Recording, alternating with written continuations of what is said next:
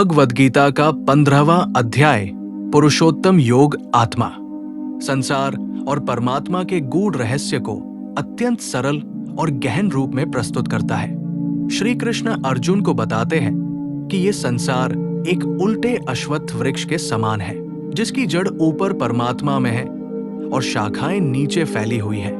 इस वृक्ष की पत्तियां वेद है और इसकी शाखाएं गुणों द्वारा पोषित होती हैं। इस वृक्ष को वही व्यक्ति समझ सकता है जो संसार की अस्थिरता को जानता है और वैराग्य की तलवार से इसके बंधनों को काट देता है। श्री कृष्ण बताते हैं कि इस संसार में जीव अनेक रूपों में जन्म लेता है और अपने साथ मन तथा इंद्रियों को लेकर चलता है। जैसे वायु सुगंध को एक स्थान से दूसरे स्थान तक ले जाती है, आत्मा शरीर बदलती है परंतु स्वयं नष्ट नहीं होती।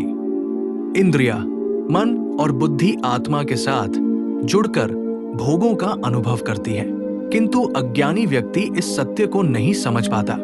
भगवान कहते हैं कि वही सूर्य, चंद्र और अग्नि के रूप में संपूर्ण जगत को ऊर्जा प्रदान करते हैं। वही पृथ्वी में प्रवेश करके समस्त प्राणियों को धारण करते हैं और पाचन अग्नि बनकर अन्न को पचाते हैं। इससे ये स्पष्ट होता है कि परमात्मा हर कण में विद्यमान है।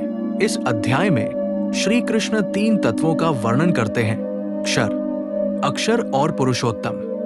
क्षर वे जीव है जो संसार में नश्वर है। अक्षर वो अविनाशी आत्मा है जो परिवर्तन से परे है और पुरुषोत्तम स्वयं भगवान है जो इन दोनों से श्रेष्ठ है। जो व्यक्ति पुरुषोत्तम को जान लेता है वही वास्तव में सब कुछ जान लेता है।